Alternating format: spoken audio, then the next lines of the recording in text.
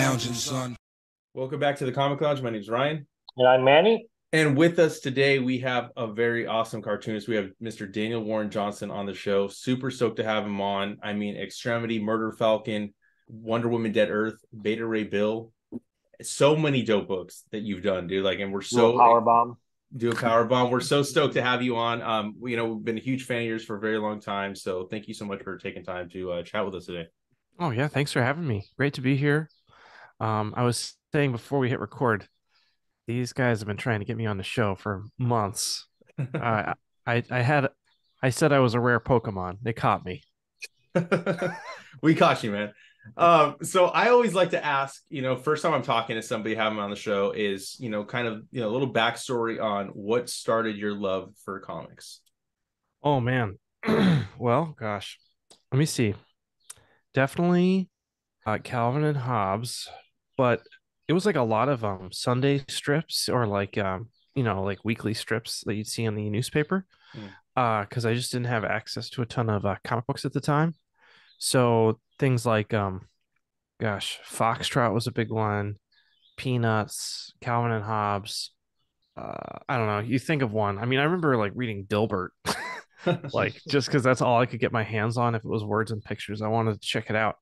And that's all the library had at the time, which is where I was getting most of my books, the public library. So this is in Massachusetts, and there was a comic book store, Bedrock Comics. It's still there that I would go to sometimes, but like I didn't have any money. My parents didn't really like buy me comics, so I had to save up. And even then, what I was allowed to buy was very limited. So but at the library, kind of like anything went. Like if it was on the library shelf, it didn't really matter if it was like completely inappropriate, which there's plenty of inappropriate comics at the library, especially as like that early manga, like that 90s manga started showing up, on the like Ranma one half. There was like quite a bit of boob in Ranma, which I was never super into, but I was like, oh my gosh, what would mom and dad say? uh so things like that. And then yeah, but definitely like the number one was probably Calvin and Hobbes. And then honestly, like as the library shelves, I can't sing the Framingham Public Library. I can't sing that place's praises enough. I mean, most of like my comic journey went through that library, just as a person who didn't like, you know, we had like a small allowance, but again, it wasn't enough to like buy a collected edition of like Batman. Mm-hmm. So I remember like reading Dark Knight Returns when I was in like late middle school and just having it completely blow my mind. And so a lot of the you're asking me like what got my love of comics started, but it was definitely the library and definitely Calvin and Hobbes and definitely like just as their shelves kind of expanded, so did my knowledge of comics. And you know what else? When I was able to like save up money to buy comics at Bedrock Comics in Framingham, my mom and dad were very like concerned about the violence and the, the appropriateness of comics. And this is in the middle of the 90s. So a lot of boobs and big guns and on all sections of the shelf, like there's boobs up here and there's boobs down on the lowest shelf, where all the kids can flip through. And so they wanted me to stay away from that stuff, but I was allowed to buy like old comics, like, you know, I don't know, John Romita Spider-Man stuff. And uh, one thing I really loved was Transformers. I loved the TV show that was doing reruns at the time. So I went back and I started looking at the old Marvel comics of Transformers, like that famous cover of it's not Soundwave, Shockwave, like the Transformers are all dead. I think that's the Sienkiewicz cover. Yeah, I know which one you're talking about. Yeah. That was a big one for me. But like back in the mid 90s, like nobody gave rats behind about like Transformers comics. So every week I'd go into the Bedrock and be like, "Did you guys get any new Transformer comics?" He's like, "Kid, those are published in like the mid 80s. Like nobody wants them, nobody's buying them. Stop asking." Mm-hmm. And I would still come in and ask, like, "Did you guys get any did you find any Transformers collections?" Like, no. So then remember when Dreamwave published Transformers? Yes. What year was that? Was that like 2005, 2004? No, it was earlier. I think it was feel like it was 2002, Yeah, I 2003 want to say 2002, because they also 2003. did a Turtles comic based on That's that right. animated series. Dude, okay, 2002, 2000, that makes sense because that's like when I was like 16 and I had a poster, a Pat Lee Optimus Prime poster in my bedroom that was like right next to my Nirvana poster.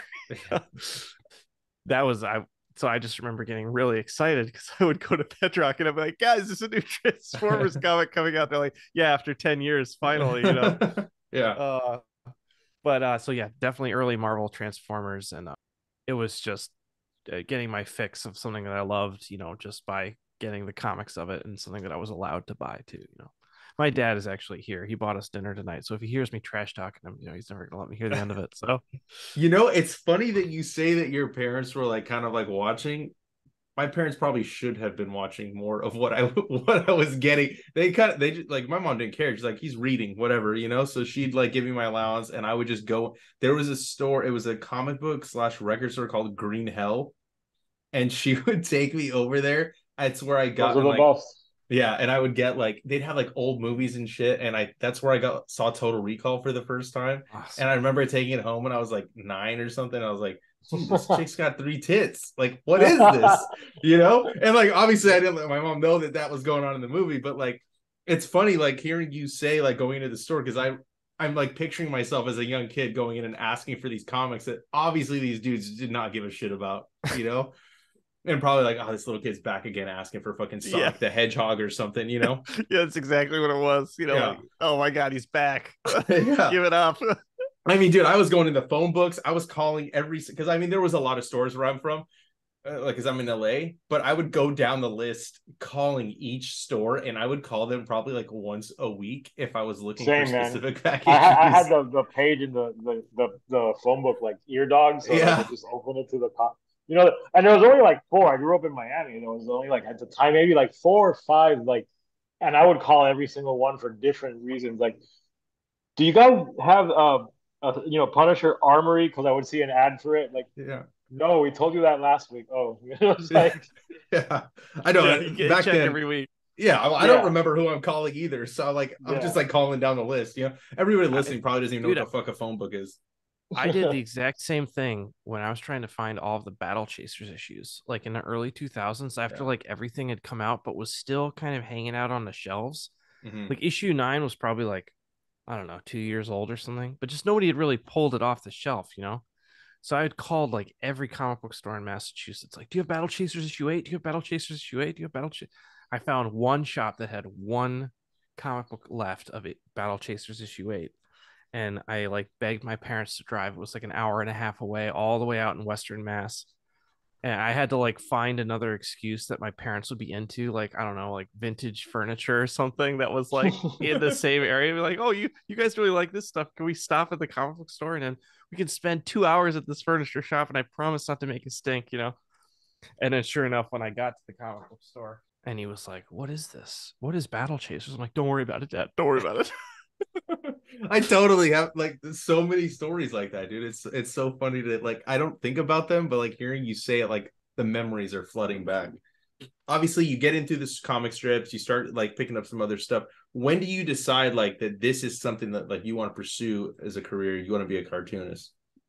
Well, I was thinking about it because you have that conversation as you get older, like, what do I want to do? And I'm thinking about college, and my parents really wanted me to do art education.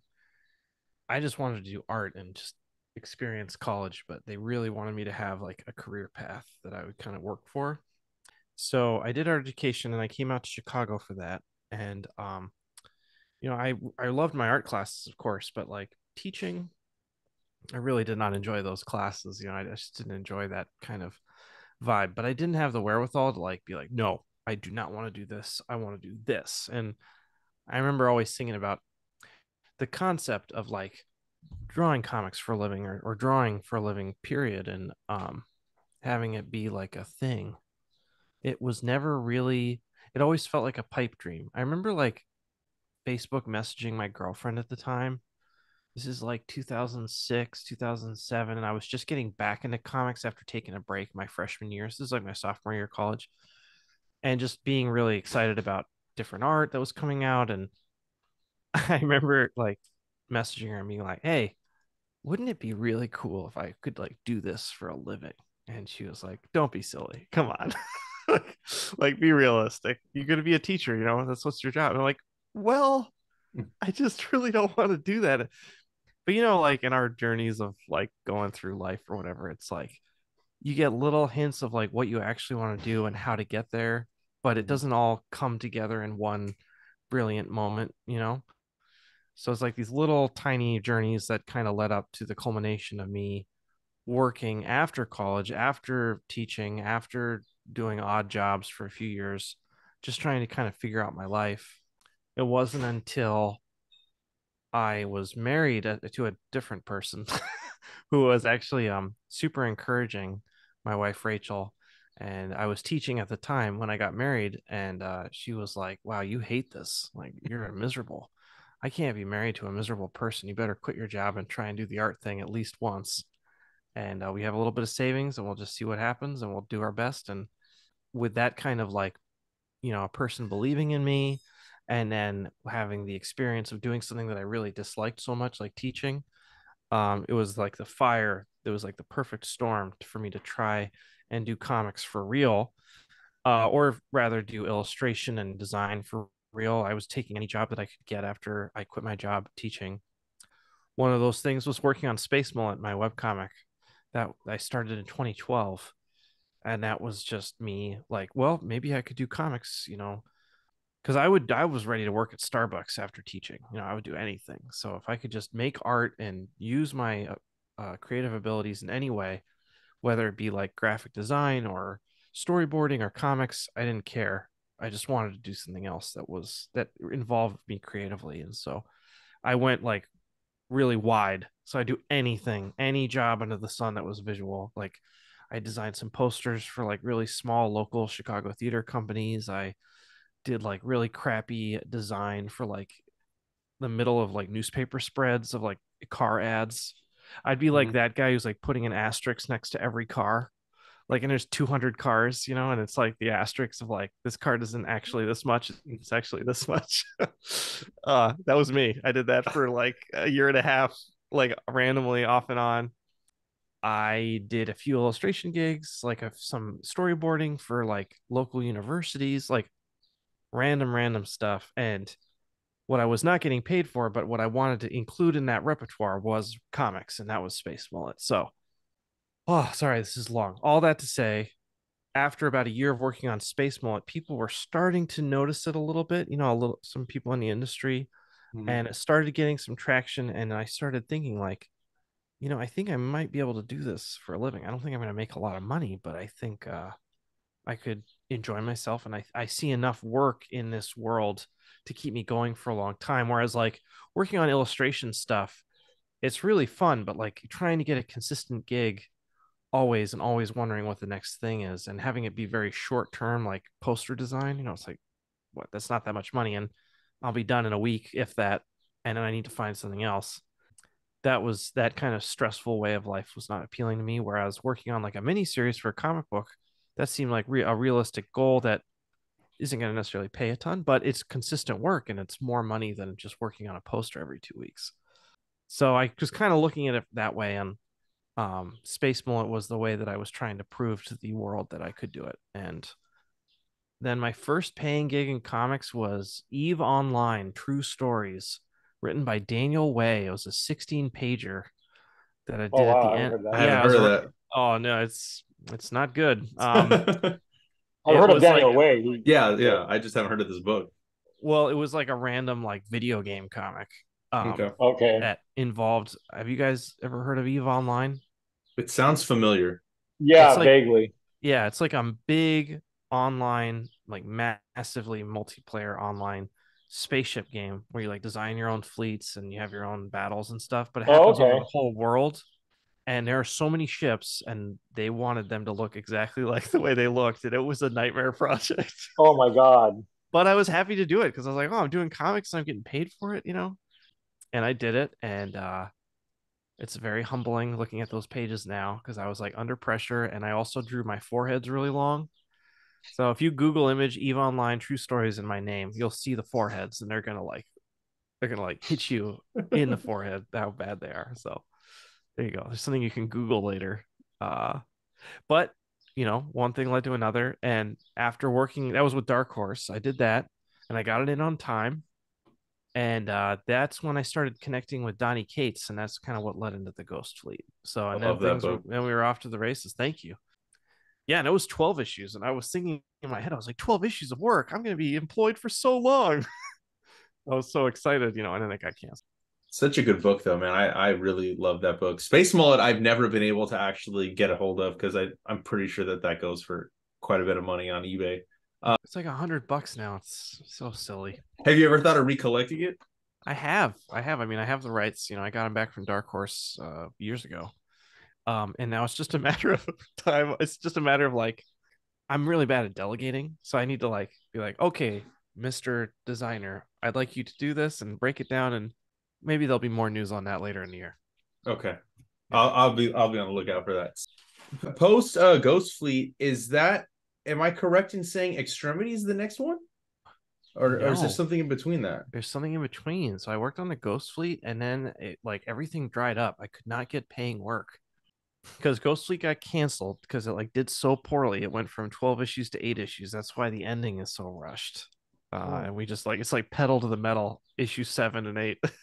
I had to redraw the last page of issue 6. Donnie like rewrote the last page of issue 6 to literally wrap up the whole series in like 2 issues.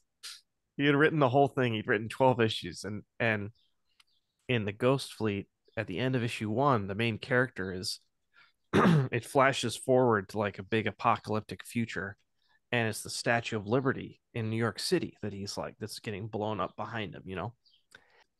We had no way to get the characters to New York City in time, like in 2 issues, so we made it Little New York City in Las Vegas.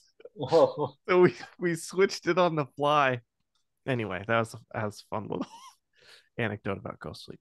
Anyway, yeah, I got a gig, Alabaster, The Good, the Bad, and the Bird. That was another gig with Dark Horse that I got, and I just needed paying work, so I took it. And I was also still working on Space Mullet as well, but it wasn't really bringing any money or anything like that. So I was working on that. That was a rough project. And it was enough. It was so rough that I was like, I think I just want to write my own stories from now on. And that's so as I was kind of in the swamp of making Alabaster, I was working on the pitch for Extremity. And I was like, okay, let me try and, do this for real on my own. And I was kind of sending Extremity out to like Dark Horse and Image and Skybound and things like that. And I ended up working with Skybound on Extremity. But That book is so good. it was because of Alabaster. Like I was because of the struggles on Alabaster that I was like, kind of able to break free and do Extremity. Sorry to interrupt you. Oh no, it's all good. No. And then I know at some point you started, you did a Wonder Woman Dead Earth for DC, and then you did Beta Ray Bill for Marvel. At what point were you starting to maybe take an interest in working with like the bigger two publishers, or did you always have these ideas in mind? Because they seem so well thought out, both of them, and so richly detailed. I feel like you probably had them for a while. Thank you. I'm glad it came off that way. I never had any inkling of working with the big two.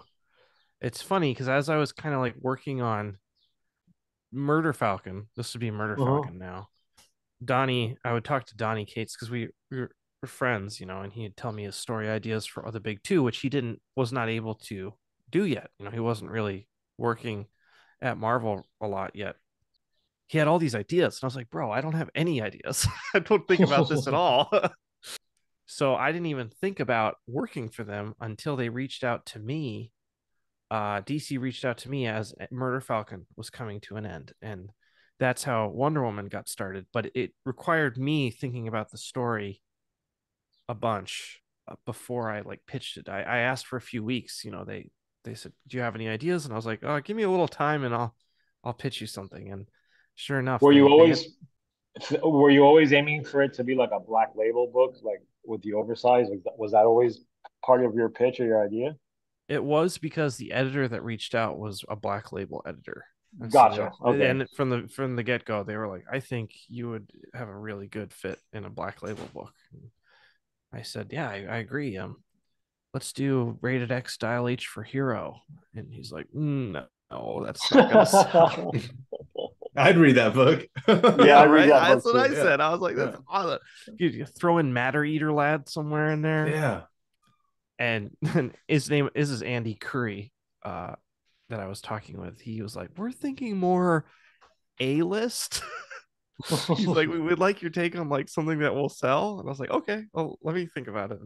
And that's what led to Wonder Woman, was me kind of wanting to do something new that was a challenge. And I didn't really want to try and follow in the footsteps of All-Star Superman, which is one of my all-time faves, and Dark Knight Returns, which is another one that I just like. Part of me feels like I'm never really going to be able to live up to those stories, so I don't even want to touch the characters.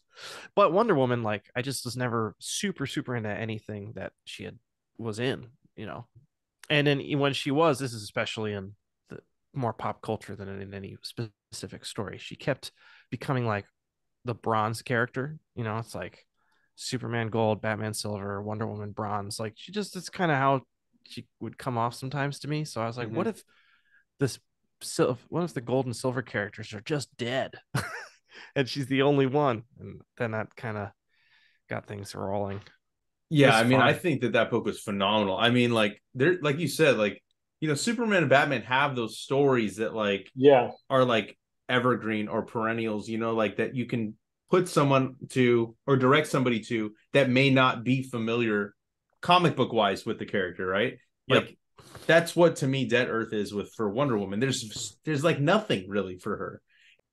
The only thing that sucked was the pandemic that deterred like the it coming out more frequently, Yeah. But that book, dude, was just fun. I mean, that Yeah. fight in there Thank to you. me is just as good as the fight between Batman and Superman in Dark Knight Returns. Like, and I just love. I think I said that in my review video that I did Thank a couple you. years ago. Like, flawless, dude. But I Yeah, think that what means I a lot. love about your stuff too, and like because like I mentioned Extremity because that was my introduction to your work, and then I Sure. went back and saw Ghost Fleet. But something that's like a through line in all of your stuff is like not only is your art like fucking insane, but your Thanks. writing is so good. Like there's Oh, so much heart. There's always some sort of I don't want to say necessarily a message or anything, but yeah. kind of like within each one. Like Yeah. you're dealing with you deal with really serious things while also having a lot of action, a lot of humor. But the heart is what is to me is the draw. Thank you. Yeah. That means a lot. And I appreciate it because that's something I'm going for. I one thing I don't really like about genre fiction in general is a lot of times it's kind of like a shield to like kind of get into the realness of what it means to like, you know, not to sound like a dick, but like what it means to be human, Mm-hmm. like Yeah. the human condition, and really getting into that nitty gritty. That's something that really excites me. And the genre fiction is something that I love. It's so fun, but oftentimes it's just like that. It stops at the fun, or it stops at the badass, and it doesn't like kind of touch this thing that's like deeper in me. And so that's what I'm trying to do with my stories. I want to like provide that fun. I want to provide that like, holy shit, can you believe that just happened? While also like having a story that you can come back to and feel moved by. That's the goal. So it means a lot that you feel that way. Yeah. No, I mean every single thing you've done, like it always pulls on the heartstrings, and Yeah. like We talked about it when we did our video on Do a Powerbomb. Like that was a heavy hit of an ending. I mean, for me when I was reading it, like it really sort of almost at least to me like recontextualizes like the title, like the Powerbomb of the Yeah. title to be like that fucking reveal at the end. Like it Do a felt like power getting bomb body on your slammed. heart. Yeah, Yeah. yeah. yeah.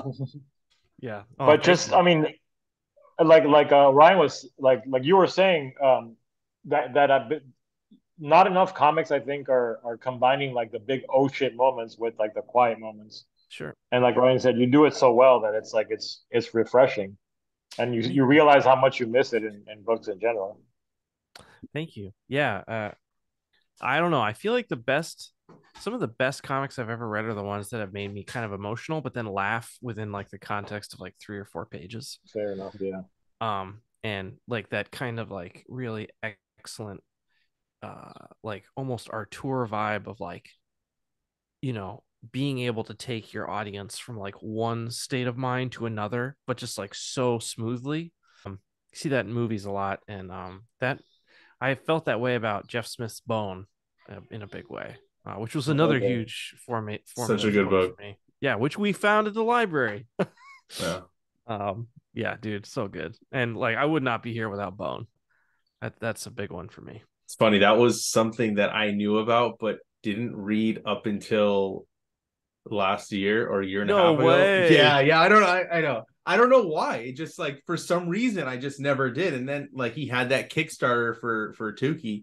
Yeah. And I got the massive pack where it gave me everything he did. And like I read Rassel. I don't know if you've read that one. So good. So Yeah, I've read good. Rascal, but I haven't read Bone. Go figure. Oh my What? dude, I'm operating in Yeah. this world where I just assume everybody has read Bone. It's like To Kill a Mockingbird for me. Oh, I mean, I don't know why I put it off so long. It's just one of those things that like every year I'm like, oh man, I gotta read it, I gotta read it, and then it just got out of hand. You know, it's like people I who never saw The Godfather or something. You know, like dude, that's that's just kind of what it is. Yeah. yeah, you know, yeah, yeah. I'm excited for you to read it for the first time. Also, something to highlight that really I love is do you guys make art?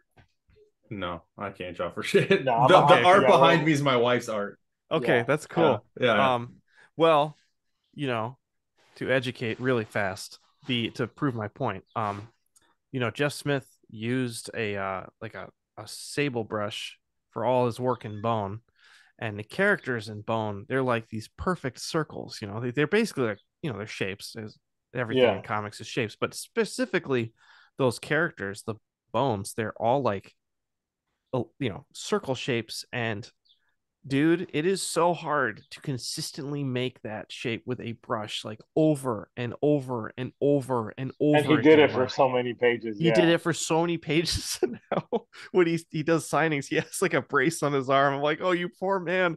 Yeah. But we got some It's like, amazing silhouettes out of Bone. So when you do read it, please appreciate the like just absolute like craft of I just doing will. that again. It's so special. It is a perfect book, and it's rare that you can say that. But I remember, like, I hated that I read it as fast as I did. I wish I would have slowed down a little bit, but I couldn't put it down. And I think it's like 1,400 pages or something. Yeah, I read that thing so fast. also, the It's art style is kind of like lends itself to reading fast. Like yeah, I don't think that's a bad thing at all. If anything, I think that's like a point in its favor. Because it's like, yeah, man, it was made for you to like go through it. Like it's not like it's not a Barry Windsor Smith. You're not like trying to scope out every single detail. It's just like an experience, almost like watching a movie. Like it has that kind of fluidity that's so nice and refreshing and easy to read. And also, this is a random fact that I found this out. He didn't know how he was going to end it when he started. Like he just kind of went for it. He knew like little chunks and he figured it out as he went. And I just thought that was so mind blowing for me at the time. I remember reading that interview back when I was starting Space Mullet, and I was so overwhelmed with the concept of making anything that was larger than like 5 pages. And I was like, oh, he didn't know? Okay, well, that's okay. That makes me feel better. I'll just figure it out on the way. And he figured it out with Bone, and it was very inspirational for me. Oh, I wouldn't be here without Jeff. I have San Diego last year. I may have embarrassed myself a little bit with my effusive kind of, if it wasn't for you, I would not be here, and so on and so on. He's just very kindly like, thank you. And I'm like, oh my God, how many times have you heard this? I love So hearing when creators like yourself do that, because it makes me feel better about what I do. Because like no matter how many times I talk to somebody, like I still can't help but like tell them what a huge fan I am of theirs. Like yeah, I just started at a comic book publisher recently, and I was working with one of the editors, and I'm a fan of his work, Okay. Yep. And I had to do a meeting with him real quick. He had to tell me something, and I was like, before I let you go, I just want to tell you that I'm a really huge fan of what you do, and I have it for a long time. And he's like, My wife still makes me do the dishes, but thank you. And then that was it. And I was like, all right, well, I just want to say that before I let you go. Yeah, you had to get it out. So now we can move on. Exactly. I won't be able to move forward unless I say this, and Yep. get it out of the way. But I mean, that's what's cool about this industry and why I love comics is that All of us, creators, etc. all of us. So like, it doesn't matter like how high up, how low you are. Like, we're all fans of the medium, and it's rare when you meet somebody and you talk to them that they will kind of, I don't know, be a dick, I guess. I don't know how else to say it. Yeah, totally. Like, I don't think I've really met many creators that have been a dick to me. Maybe they're just quiet. They're not, like as, right. As talkative, but we're all fans, and I think it's so cool to hear you say that you did that to Jeff Smith. I don't know. It's just awesome, dude, It's one of the few industries I think where like that, the line is blurred between fans and because all the creators are fans and like Yeah. or were at some point, and Yeah. you really don't get that sense of community in anything else, and that's why I've always stuck with comics as a hobby and as a passion for my whole life. Even though I've messed around with like being in, into music and the punk scene, this and that, nothing ever really stuck as much as comics. And there's Yeah, just man. something special about them. Just you guys are spot on. And also like the people that work in comics, we're like Yeah. F level celebrities. we're like the kings of our kings and queens of a little anthill, and so like I Yeah. feel like just in that regard, it's like people know who we are when they come up to our table, but there's like an approachability to comics which I really appreciate. Like Yeah, that's a good there's word, approachability. there's a people that have been working on books for years and years and years that are absolute legends, like Jeff Smith, and he's just hanging out at his table at San Diego Comic-Con looking around wondering what he's going to have for dinner that night. It's like there's this kind of just groundedness to the industry which I also really really appreciate. Yeah, it's my favorite. It's my favorite industry. Like, if I had to pick one like vice to have, or like, I don't think I could ever get rid of comics. I never, Yeah. I'll get rid of everything else, but Yep. comics I need in my life. I did want to kind of like talk also. Manny already mentioned Do a Powerbomb. I think why I connected with that book a lot is because I'm a dad, and I Okay. feel like I'm not saying you can't connect with it if you're not a parent, but I feel like I've noticed as I've read stuff before I was a parent, and like Saga is what I would compare it to. Because Sure. like I read that and I didn't have a kid. And then when I reread it after having a kid, it hit on a different level. And then like reading your intro talking about being up at night, I was like, oh my God, I remember that fucking feeling, dude. Yeah. And just like seeing that parenting and like the gut wrenching like fear of like what would happen like if I was not there for my kid, like all these emotions just like flood into me. Just what a just I mean I can't say enough good things about that book. I mean it's just thank you, so fucking good. And thanks, bro. to hear you write that as a new, like you were still kind of a new parent, like just added to it, That means a lot. That Yeah. means a lot. That's a good word. It's funny because like it wasn't really until Wonder Woman Dead Earth that I started really kind of thinking about parenting as I was writing, which was Wonder Woman was kind of the first thing that I had started from scratch that I was full parent on. And so there's a lot of that for me, like a lot of new parenting feelings in Wonder Woman for sure.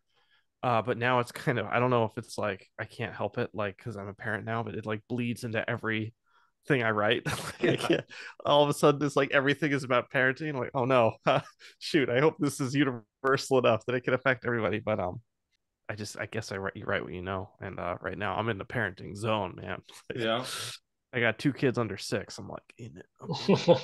Yeah, you're in the thick of that shit, dude. Yeah, dude. that's rough, man. I got the one. I mean, Trenches. like 2, like my wife told me, she's like, I'm not doing it again. I'm like, I don't blame you. I'm good. I'm good we're with done the 1. too. I look at people with 3 and I'm like, how do you even like, I have 2 now. I'll straight up tell the parent, I'll be like, why? Yeah. Why would you do that to yourself? Like seriously. At least like two I get, because like, okay, now they can go entertain themselves, but 3 is like, my God. Then you're outnumbered. Yeah, that's never what you want to be with kids around.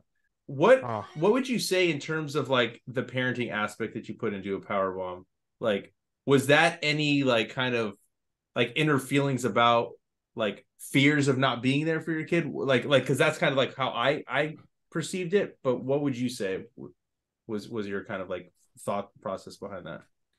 Well, to be totally honest, it wasn't a huge part. I When I say that I kind of include parenting in my stories, it's like I do it I unconsciously. Like I Mm-hmm. can't. I wasn't actively thinking to myself, okay, I'm gonna make a book about parenting. If anything, I was like, it was one of those stories that just kind of came together without a ton of like deep emotional kind of like feelings inside myself. It was just this story that I was trying to tell that had wrestling in it and like necromancy that I could kind of fuse together. Mm-hmm. So if anything, I was like, I hope that this resonates emotionally. Like I didn't really have like an emotional center of the book as I had started writing the first issue. It was all kind of like conceptual, kind of in my head. Like, well, okay, it was like math.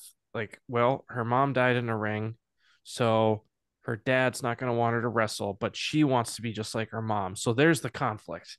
And it was like 1 + 1 = 2. It was not really coming from this like deep, dark place of me trying to say something about parenting or anything. It was just like, I think this is a solid concept. I think this is going to be a story worth telling. I think I can do this well. Let's go for it.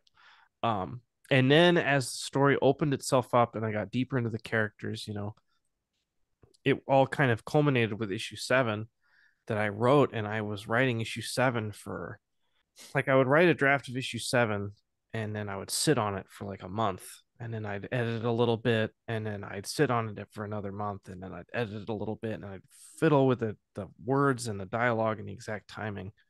Um, but it took a long time to get there, and it was one of those stories that I almost feel like came from outside of myself because I almost it feels very like I don't know how to explain this, so I'm just gonna be silly, but like it feels like Bud Light, it's airy. It's just like it's not Yeah. heavy.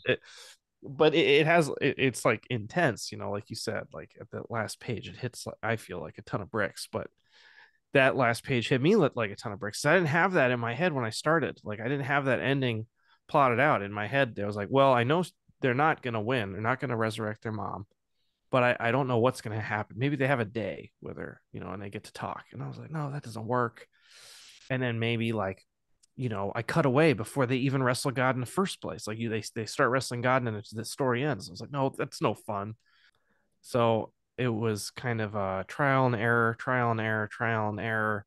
Ding, I got it. But that was in the moment of like that was in the many moments of like making the story, like wrestling with it and just letting it come to me over in waves, I guess. Does it make sense? Yeah, I get How it. long was did it from concept to like final product? How long did it take you to create do a power bomb? Because like that process you just explained is super interesting. Like, That process that I just talked about there, that was like from when I started writing issue 1, like the script, to writing uh-huh. issue 7. As far as actually coming up with the idea and the whole concept, I was getting into wrestling in middle of 2018, and then by the end of 2018, I was like, I wonder if I could make a wrestling comic.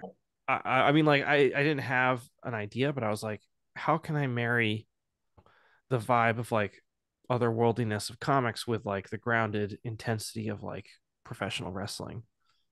And I was like, if anybody can pull it off, or if any medium can pull that off, it's comics, to like Yeah. celebrate like wrestling. It took a little while. Like at first, I was like, okay, what if it's like a husband and wife tag team that's trying to resurrect their dead kid, And I ended up using that a little bit, but not as the main story. And it just wasn't really working. And then it didn't really click until I thought of her dad would be a luchador. Uh, and that was like, oh, okay, now it works. Like, what if it was a father daughter team? And then once that was in my head and I kind of broke through that story point, then I was able to conceptualize it out enough that I felt comfortable starting to write it.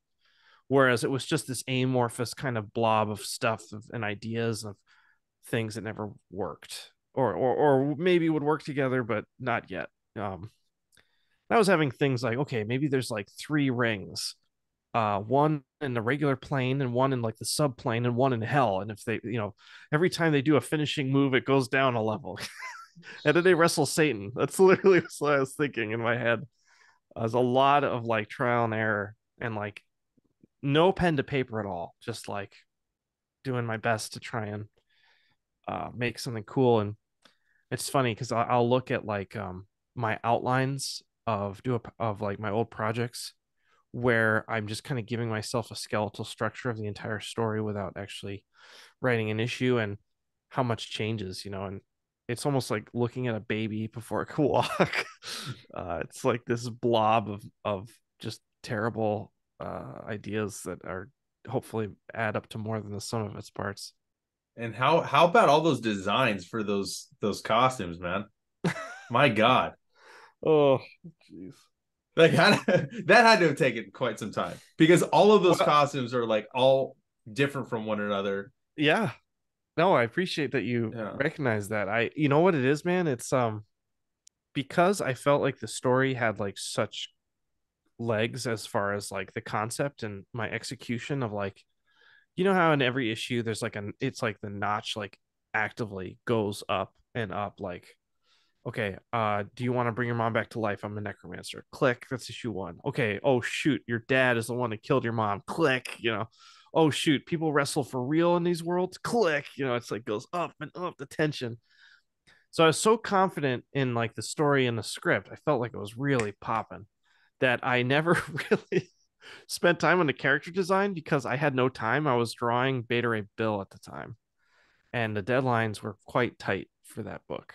So, I was just kind of like, okay, I guess maybe she'll look like this. And I would draw her, and then I was like, that doesn't work. And I worked on Lona for a long time, and Cobra Sun, he originally had a mask kind of more like Batman, where his mouth is visible. Mm-hmm. And then I was just like, I just don't really want to draw his mouth all the time. What if I made like a Hayabusa style mask, who's a wrestler from Japan? That like solidified it. And I remember like I was like 2 months out from needing to start drawing it. This is in the summer, and I was drawing it in the fall, do a power bomb, and I was still like getting done with Beta Ray Bill. I was like, I need to figure this out. I was on vacation, I was just doodling, and then I got it. I have my sketchbook over there somewhere. It's like has the first iteration of both of them together perfectly.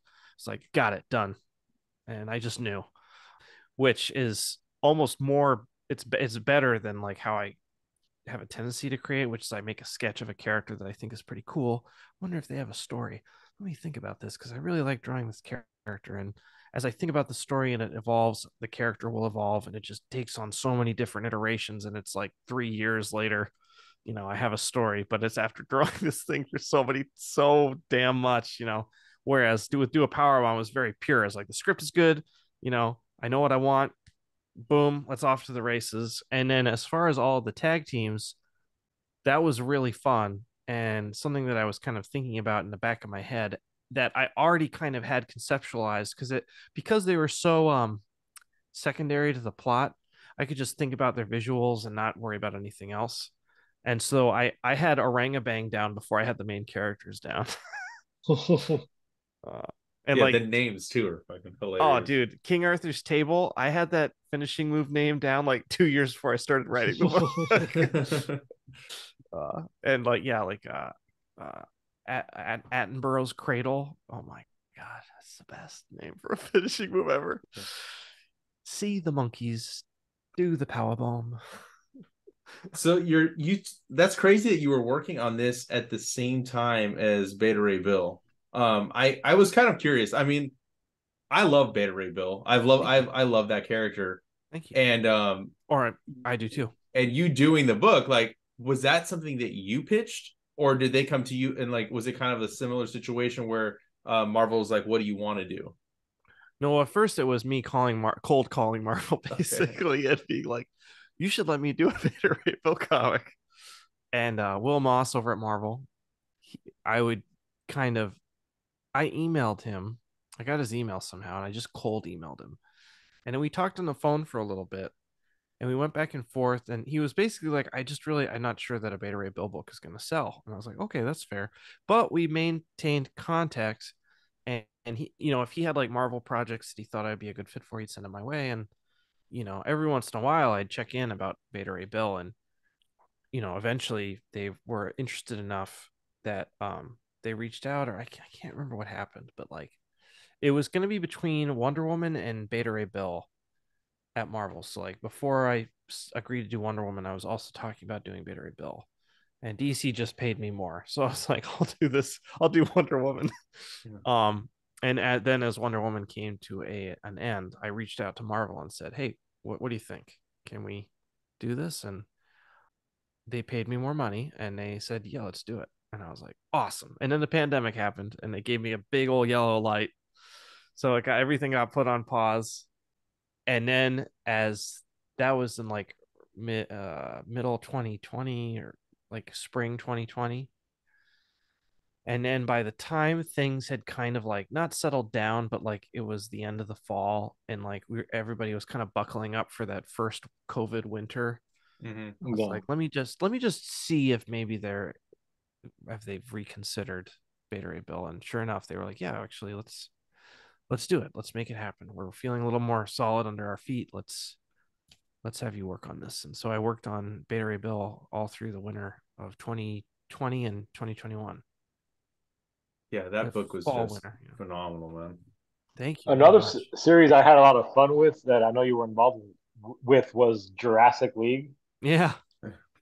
So can you talk a little bit about that? Because like that's such a, I mean, it was such a fun concept. I mean, as soon as I heard the concept and saw the cover, I was sold. You know, like Yeah, man. how did that come about? Well, to be totally honest, full credit has to go to Juan, because it was Juan that had the idea, had the character designs, and from what I understand, he wanted to write and draw it himself, but he had not written anything before. And DC was like, "Why don't we pair you up with Daniel, and you guys can like co-write it, and then Juan can kind of take the art duties." And so that's what we did. And so it is Juan's baby, and I did my Yeah, best with that story. the And art was phenomenal in it. You know, like yeah, dude, it's so cool. He's an incredible talent. And it's funny because when he pitched me the idea of like working with him, he had like toy designs that he had mocked up. He had like all these character designs, like he had a full world ready to go. So it was super fun. And yeah, dude, it was a whirlwind because I was writing that along with writing like and creating Do a Powerbomb at the same time. I probably did too much. speaking of toys and do a power bomb, what are the chances of us ever getting any, you know, merch like that? Oh For, man, for, dude, I looked into it. I have a guy who spent a lot of time in like business development and like product development over at Skybound. Whenever I have like toy questions or printing questions or like, best place to get pins, I I, I give him a ring, and he gave me the spiel. And dude, like toys, you have to like they take so long to develop. It's like years, like year and a half ahead of oh like, wow. yeah, dude, it's crazy. So then I was like, maybe I could do like some custom, like, you know, 3D printed vinyl characters. But Mhm. then you have to paint them. And I'm like, I do not have the time to paint them. So how do I say?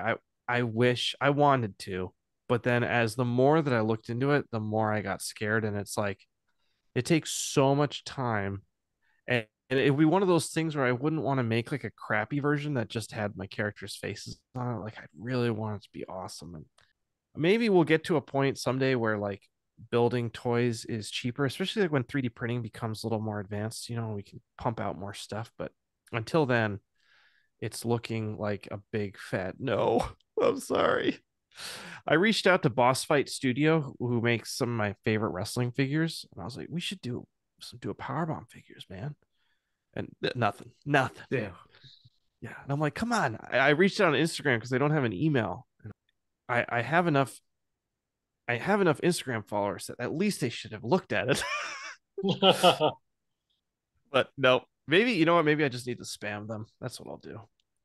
I Yeah. just want to know. Just give me a no, guys. Just tell Yeah, me I no. know. That's how Yeah. I feel like when I'll relate it to like when I reach out to creators, and unless I get a no, I'll keep messaging you. I'm Mm-hmm. just gonna keep doing it because like I'm gonna assume that you didn't get the message Mm-hmm. if you don't respond to me, and I've gotten interviews because of that, Yeah. like I've gotten them because like one time a writer told like he'd be like, reach out to me a few months. Reach out to me a few months. Finally, like he said yes, and I'm like, I just want to thank you. He's like, well, you were very persistent, and I appreciate that. I was That's like, all right, exactly how you were with me. yeah, I'm like, it's good to know that my persistence gets me something. Um, so Marvel DC, you've written for both. I know you got your X-rated Dial H for Hero, but do you have any other ideas, anything else in the works that you would want to do with them?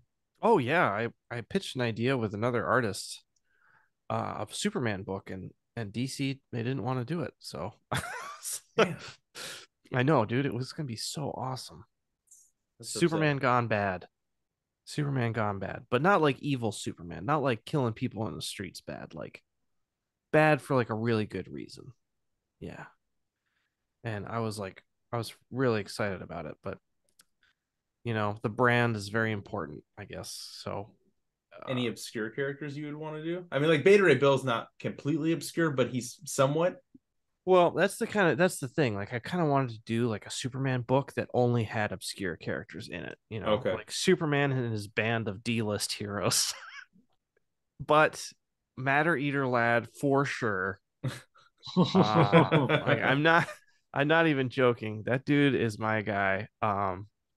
Like if I do another DC book, he's gonna get shoehorned in there. That's a let's see. I do like Lobo. Oh yes. Did Oh, I feel like I might have mentioned that you would do a good Lobo. I feel like you I've would said do a that to great some. Lobo. Yeah. Yeah, Lobo would be really fun. Yeah. Yeah. As far as like comics, like I have a really cool Marvel idea that I haven't pitched them that I don't want anybody to know about, but I'll tell you Mhm. when we get off the air. Okay. Fair It's enough. pretty awesome. All right. It's Yeah, I gotta it's hear that. pretty awesome. Um, but gosh, what else? I like Colossus a lot. I do like the X-Men, but I don't want to do a team book. So there is that. I like Wolverine a lot. I like Cable. Maybe doing a cable book would be really I fun. would love to see you do it. Cable's one of my favorite Yeah, I characters, love and I, Cable too. yeah, Cable's that's actually a sweet. good choice too. Yeah, man. You know, you know how it is. I mean, making comics is like this. It's a bit of a rending of the artistic soul and body, and it has to be worth it. So I kind of have to have an idea that I feel so strongly about that I'm willing to go through this like I don't know what to call it, like this like intense process. And I was um I was watching a movie yesterday. It made me think of this Capote with Philip Seymour Hoffman, when he like does In Cold Blood. And it's Yeah, like his absolutely. project, it's like his project, it's like his new book. And like in the beginning of the movie, he's kind of lost because he doesn't have a project. And as he's working on the book, like you have this kind of like obviously the movie is a major bummer. It's a great movie, but it is a Yeah, it's a bummer. good movie. Yeah, but it is a bummer. Yeah, but like throughout the movie, he doesn't even start writing it until like three-quarters of the way through the actual movie, and the whole time it's like this is his project, and it's like this cross that he's bearing. He's Yeah, like carrying it, and I don't mean to try and make what I'm doing dramatic. I just it's so much effing work, and it's like when you agree to do something, it's like you're kind of shouldering this big pack, yeah. and I mean, so it's gonna be a part of your life for a long time. yeah, so it's like, do I have the juice for a cable book to do that? And the answer right now is no way. But I want to be able to, but I just don't have an idea that's gonna make that worth it. When I approached Marvel with Beta Ray Bill, uh, it's like I was ready. Like it's like there's that feeling that you get where you're like, okay, this is the next thing, and I'm gonna do this, and it's gonna be cool, and it's gonna be hard, but it's gonna be worth it. And that's the kind of feeling I look for when I think about new characters and existing properties to work on.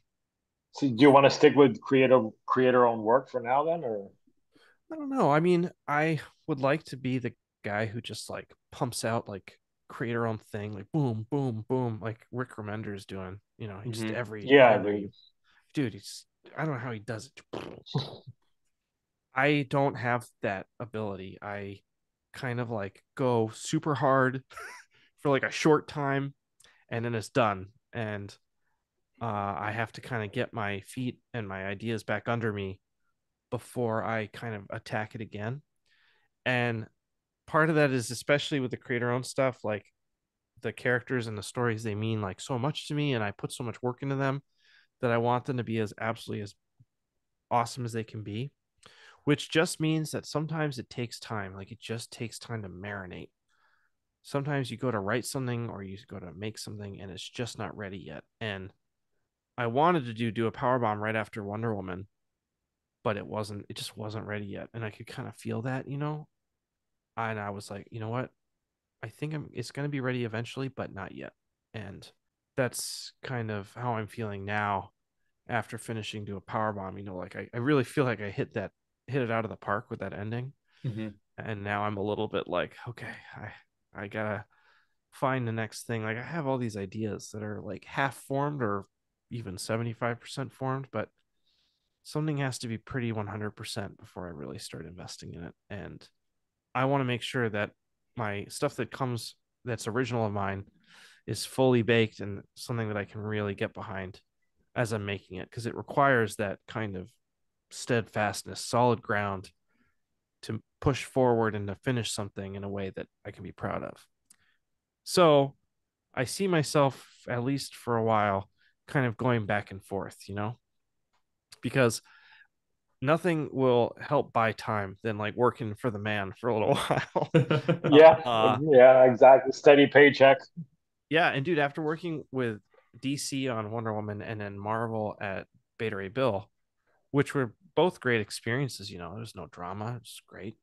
But it is, you're working for the man basically, and you're working for these big companies on brands that have Yeah. rules. And by the end of it, you're like, screw this. I'm gonna go, do my own wrestling comic, and it's gonna be super independent. And I'm doing it all myself, rah rah. And then by the end of Do a Power Bomb, you're like, God, just tell me what to draw. I'm done. Like I don't want to think, I just want to go to bed and sleep well at night, instead of wondering if I drew that panel correctly for the third time. Which there is this pathos, whatever. It's like when I was drawing Do a Power Bomb, it was like this has to be amazing. And then when working on Wonder Woman, like you want it to be good, but you're also like whatever. Like 5 o'clock, done.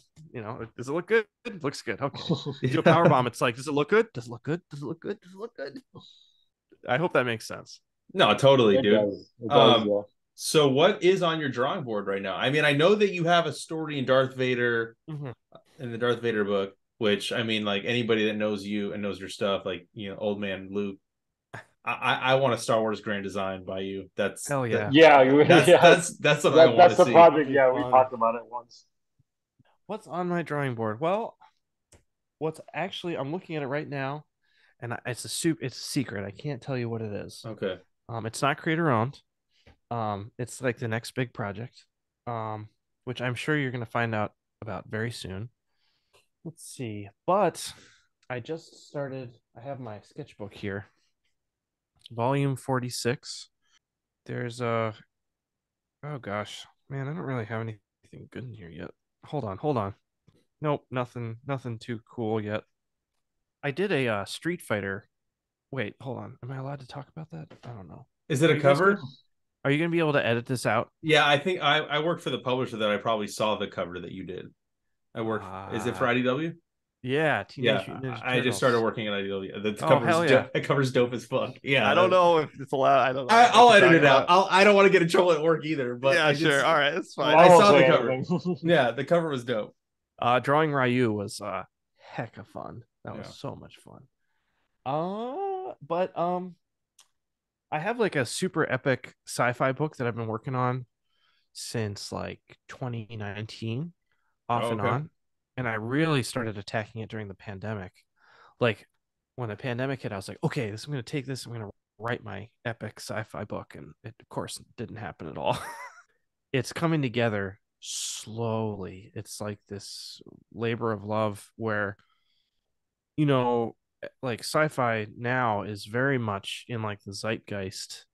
It's super popular and that's great. It's awesome. But so much of it is like these ideas that have just been like rehashed and rehashed and rehashed to the point where you're like, why am I doing a sci-fi book if it's already all been done? So a lot of that is tone and like a vibe and characters and finding a new way to bring people something that maybe they've experienced before. Am I making sense? Mm-hmm. Yeah, so that's something I've been working on a lot, and my sketchbooks are full of these characters that I've just been trying to make happen for years and years. So it's getting closer. It's getting closer, and hopefully that'll be the next creator owned thing. Whenever I do another creator owned thing, I'm not sure when that will be, but and that's what I'm most excited about right now. If I'm totally honest, is my sci-fi book. So it's like that thing that I've got like that I'm just in my vault that I'm just like kind of throwing mud on and making this beast, you know, Mm-hmm. in my spare time. And um we'll see. It's early. It's still 4 years in. It's still early days, but Oh wow. slow and steady. It's just Yeah. it's the way it is. It's also it's different than like writing like like do a power bomb. So there's so much of the world that's already built for me, like in wrestling. There's already so many like stepping stones that I could hit on before I even started writing my story. Whereas with a sci-fi book that you're trying to make special, you're building all the stepping stones. Like everything is from scratch. You're working in this vacuum and then trying to build out from there. So it just takes more time. For sure. A labor of love.